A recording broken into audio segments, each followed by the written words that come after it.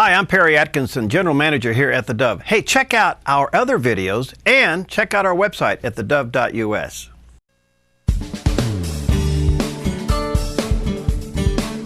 Welcome back to Focus Today. I'm Steve Johnson, and we are going to move our focus from the United States to the hotspot of the world right now. And of course, as many have said, really is the linchpin is Israel and that whole Middle East region. With us is Rabbi Steven Rosenberg. He's the executive producer of the TalkBack program with Dr. Lawrence Gelman. It is great to have you here, and I'm glad you were able to cut some of your time available for us to talk with us, Rabbi.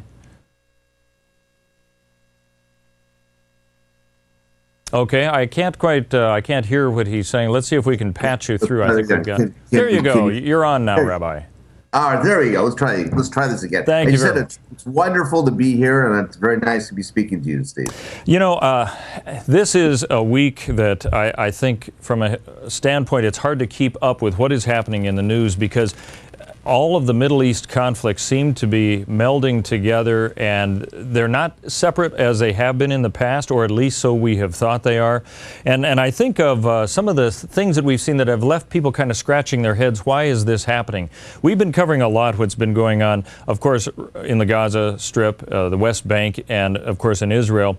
We also, prior to that, talking about what was happening with ISIS in Iraq, which frankly was quite a new organization for a lot of us, all of a sudden gaining power in that area. And most recently, we've seen the desecration of what others would say are historic sites. Others who perhaps are of a more have a belief system would say these are religious sites. And I think a lot of people are wondering. I think, for example, of the video that we had seen of the tomb of Jonah that was exploded just most recently. And I think a lot of people saw that and could hardly believe what they saw, thinking, even just from a historical standpoint, if you don't agree with the backdrop of why that might have been built, this is a desecration. But we have seen that before, and then another site was also further destroyed. What is your perspective on this, and were you surprised to see ISIS taking this action? Yes, I was to a certain extent, but some of it has to do with the fact that ISIS, which is this group that believes in reestablishing a fundamentalist caliphate in the Middle East. And when we talk about a caliphate, we're talking about a state, an Islamic state, going back to Sharia law, which is pretty harsh for somebody who may know what that is, and especially for women. Sharia law is a very, very discriminatory set of fundamental policies with respect to how people should interact with each other in a fundamentalist way. And I think we need to really say at the onset here that not every, this is a minority of Muslims that believe this. ISIS is a group who is Sunni, who believe in reestablishing this caliphate. More importantly, though, they are so fundamentalist that they believe that having these shrines is tantamount to idol worship. And the shrine that we've been talking about is in Mosul in Iraq, and it is historically, now, again, this is up to a lot of conjecture, but it's historically the tomb of Jonah the prophet. Now, Jonah the prophet is a prophet in Christian tradition, in Jewish tradition, and in Muslim tradition. And there's a lot of controversy whether this is actually his tomb or not, but it's a revered place. The interesting thing, you saw the video as I did, and probably some of your viewers did too. They put explosives inside the mosque. There's a mosque that's covering the tomb, and blew the entire thing up. Mm-hmm. The other thing I think that is very important to understand, and it's the most underreported part of what's going on in the Middle East, is that Christians in Muslim lands today are very much under oppression. And for some reason, CNN and Fox and MSNBC and all the rest aren't covering it. And there are a lot of Christian families in Iraq and in Syria and in Lebanon and a lot of other places that are really scrambling for their lives. And somehow it's not making the news. And I think it's important. When we talk about our Christian brothers and sisters, we need to be cognizant about the fact that they're all over the world. Same thing in Egypt to a certain extent with the Coptics, the Maronites in Lebanon. So this is a real Middle Eastern pandemic with respect to hate. What I find that's really troubling is that you have this group that wants to tear down these shrines that are holy to three major religions, including their own, which I don't quite get. You are right, Steve, what you said on the outset, that ISIS kind of caught everybody off guard. This is a group that Al-Qaeda basically shrugged off. They didn't particularly like their philosophy. Not that Al-Qaeda is any better, but at the same instance, look at what they have done. They have gone into Iraq and taken over major parts of that country, and now taking major parts of Syria, and they're creating one state.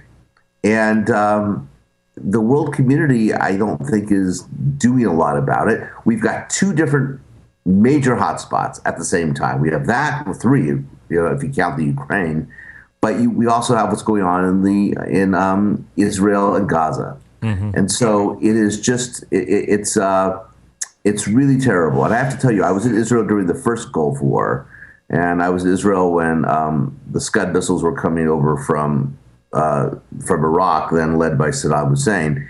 And Israel has been under besiege with almost 2,500 missiles from Gaza.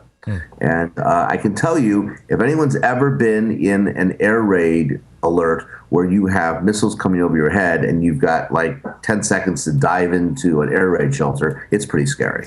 You talked a little bit about the Christians and the situation with them being kind of pushed out. I'm getting the idea that they're leaving because of intimidation right now. And that would seem to be that the public relations campaign of ISIS and Muslims seems to be working. Where are these Christians actually going? Do you know?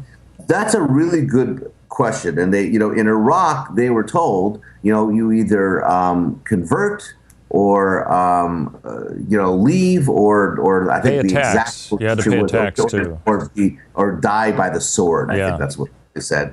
A lot of them, it's interesting. A lot of them have gone to Israel. Let's not forget, Israel's the only democracy in the Middle East, the only place where the three major religions are respected thoroughly.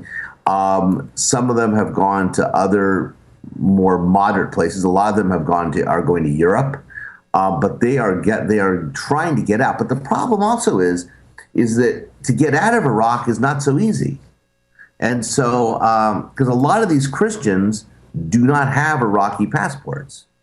They either have French passports or Italian passports, or because that's also a problem. But I'm just wondering, Steve, and I guess I'm wondering out loud, why is it that the major networks just don't cover this story? And it is a major story. There are a lot of people who are, have come from good Christian backgrounds that are really, really having their lives threatened, and doesn't seem like it's getting any ink. Yeah, I would agree with that. We're talking with Rabbi Steven Rosenberg. We're going to continue our discussion, and I want to get his perspective on the idea of United States negotiating or lack of it in the Middle East, because we seem to be having absolutely no impact in that region. We'll be back with the Rabbi coming up in just a couple minutes here on Focus Today.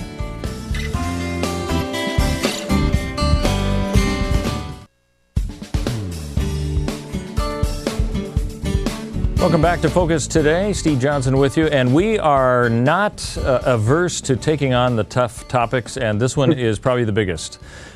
in the decade, really. What's going on in the Middle East and the perspective of Rabbi Steven Rosenberg. He's the executive producer of TalkBack, the radio program with Dr. Lawrence Gelman. And I want to get right into the perspective that you're seeing, or perhaps the lack of perspective of the United States having an impact in the Middle East. Now, you know, we have not been highly successful, but I think that we've seen different presidencies bring in negotiators who can at least collect the main leadership of whatever the controversy is. It might be to Camp David, to talk. Maybe something will come out of it, maybe something won't. I've never seen, though, the United States at this point having absolutely no voice in what's going on, and actually being mocked in the Jewish newspapers for the simplistic views that our Secretary of State is giving as solutions. What is your perspective? Is the United States actually very neutered in this entire discussion when we're talking about the Gaza and Israel? That's such a great question. And the answer, to a certain extent, is yes. There is a disengagement by the current leadership in the White House. The Obama administration has been, it's been like the dog wagging, it's been like the tail wagging the dog.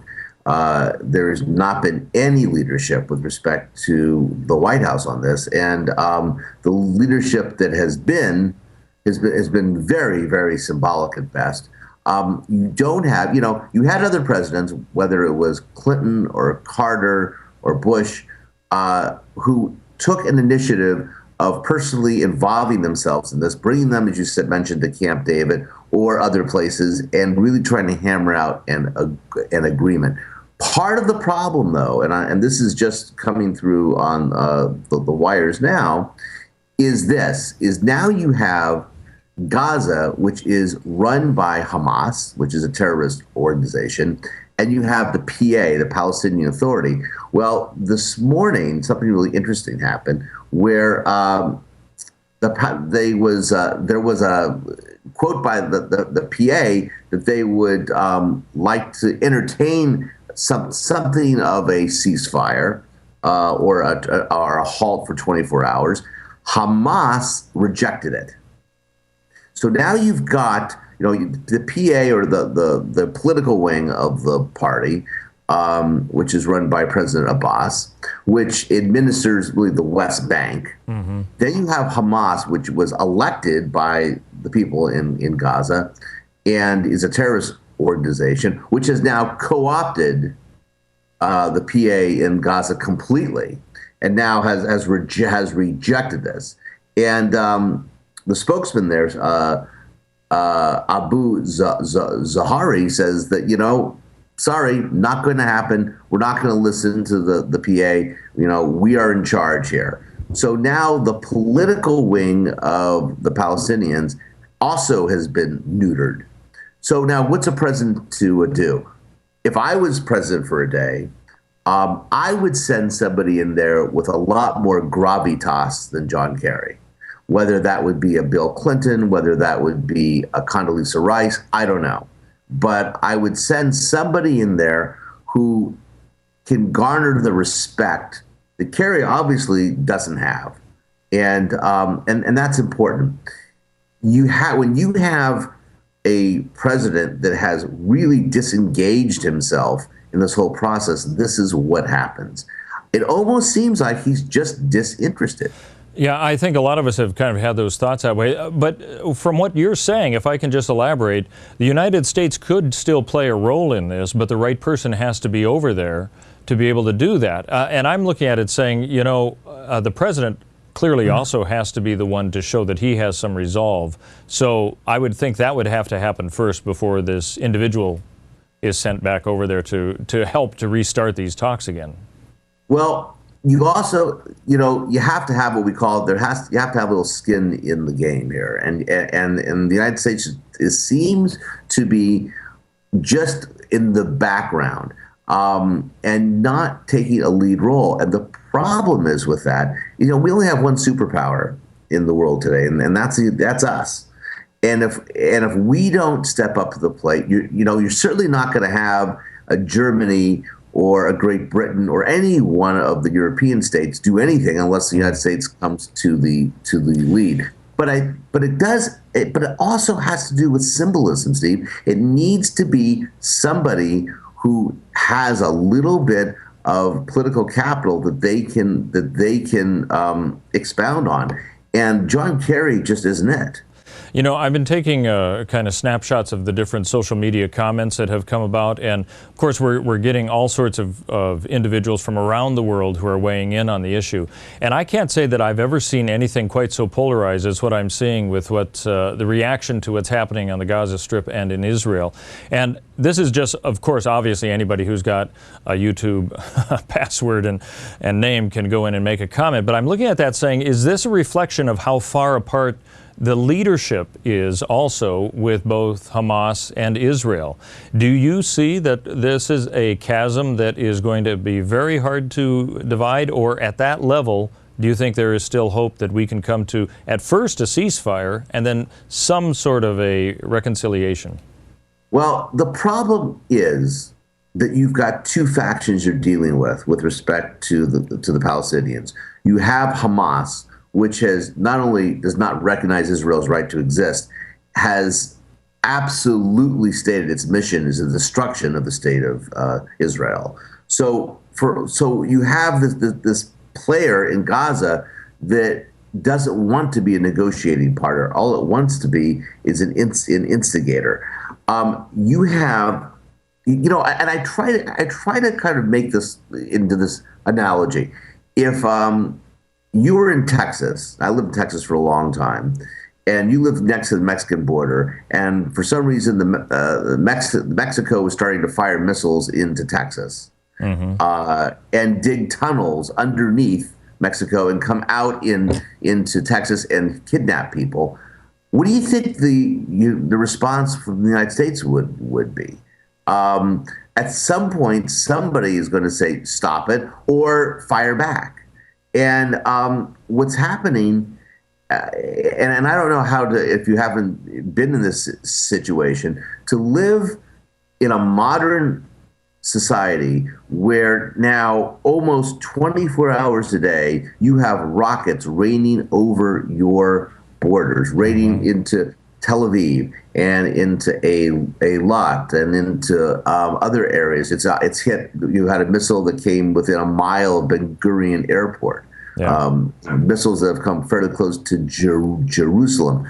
You can't live like that. I mean, I was in Israel during the first Gulf War. I know what it's like having missiles flying over your head. And if it wasn't for the Iron Dome, which has been phenomenal, and but I have to tell you, nobody wants to do a ground war. Nobody wants to send troops in to a hostile territory. As you can see from both sides, the death count has been pretty high. But these tunnels, I don't know if you saw, CNN had this special on with Wolf Blitzer with him going down into one of the tunnels that the Israelis had captured.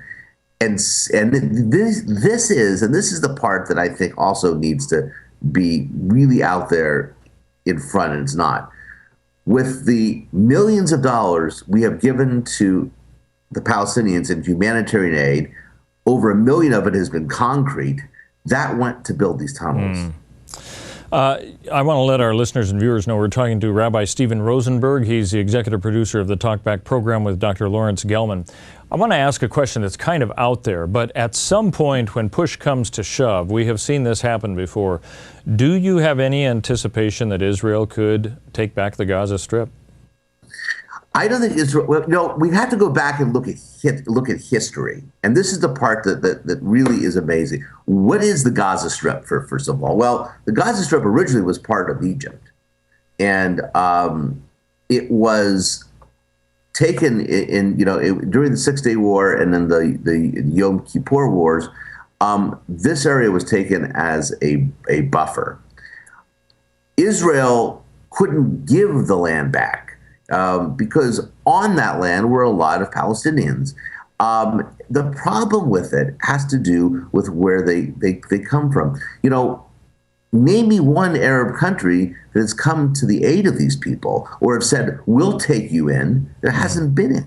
Mm-hmm. The 6 Day War was really interesting when when Jordan thought that they were going to build, and they knew that they were going to lose this piece of land, they basically pushed a lot of these Palestinians into the West Bank, and it became Israel's problem. Now, I don't think Israel wants to have the West Bank back, wants to have Gaza back. I think you've got 2 million. You have 2 million Palestinians in something about the size of Atlantic Beach. I mean, it's not very big. And in 2005 or so, Israel pulled out completely. And there was a treaty signed, there was a contract signed, there was a whole series of events that happened that said, we will pull out, we will not bother you as long as you don't bother us, as long as you don't shoot missiles at us or create, terrorism of any kind inside Israel's boundaries. That's fine. That didn't happen. And so what Israel is doing is not trying to conquer Gaza and not trying to take it over. They're trying to go through and systematically root out all of these tunnels. They're trying to get all of these tunnels done. They don't want to take over Gaza. Take it back. Okay. Well, I appreciate that perspective. I'll tell you, this is one of those things where we could talk all day on this, and I think that there's so many questions that still need to be answered. We'll just have to see how this all plays out. Rabbi Steven Rosenberg, executive producer of TalkBack with Dr. Lawrence Gelman. Appreciate you being with us. Thank you very much for that perspective. Looking forward to talking to you again, and thank you for the time. I certainly appreciate it. All right, thanks. And thank you for joining us for another edition of Focus Today.